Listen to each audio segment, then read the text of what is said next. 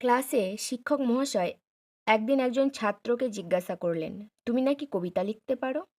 উত্তর না দিয়ে বালকটি মাথা নিচু করে দাঁড়িয়ে রইল। শিক্ষক বললেন, আমি 2 লাইন কবিতা লিখে দেব, বাকি 2 লাইন তুমি আমায় লিখে দাও দেখি।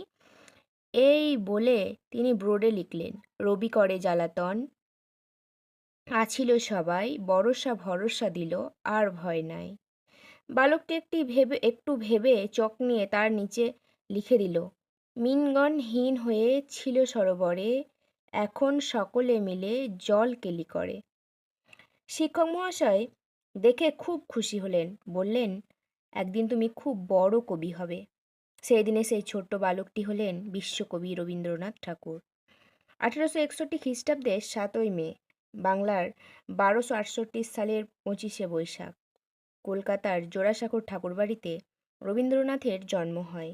তার পিতা মহর্ষি দেবেন্দ্রনাথ ঠাকুর ও মাতা সারদা সুন্দরী দেবী।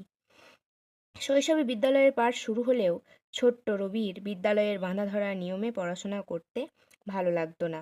জোড়াসাঁকো ঠাকুরবাড়িতেই শিক্ষক এসে বালক রবিকে নানা বিষয়ে শিক্ষা দিতেন।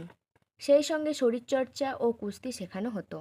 ছোটবেলা থেকেই কবিতা, গান, নাটকের প্রতি তার মন ছিল। রবীন্দ্রনাথ কেবলই কবিই ছিলেন না, তিনি ছিলেন সাহিত্যিক, নাট্যকার, প্রবন্ধকার, চিত্রশিল্পী, গল্পকার, গীতিকার, উপন্যাসকার প্রভৃতি। ভারত ও বাংলাদেশের জাতীয় সঙ্গীত রবীন্দ্রনাথ ঠাকুরের রচনা। তার শ্রেষ্ঠ কাব্যগ্রন্থ গীতাঞ্জলির জন্যই তিনি সাহিত্যে নোবেল পুরস্কার পান। বোলপুরের শান্তিনিকেতনে তিনি বিশ্বভারতী বিশ্ববিদ্যালয় গড়ে তোলেন।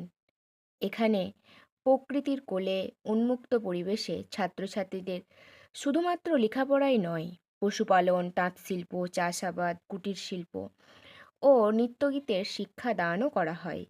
রবীন্দ্রনাথ সারা জীবন কেটেছে সাহিত্য রচনায়।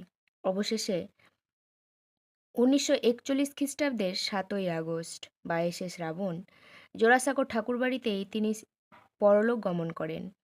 কলকাতার গঙ্গা তীরে নিমতলা মহাশ্মশান ঘাটে কবিগুরু রবীন্দ্রনাথের শেষকৃত্য সম্পন্ন হয়।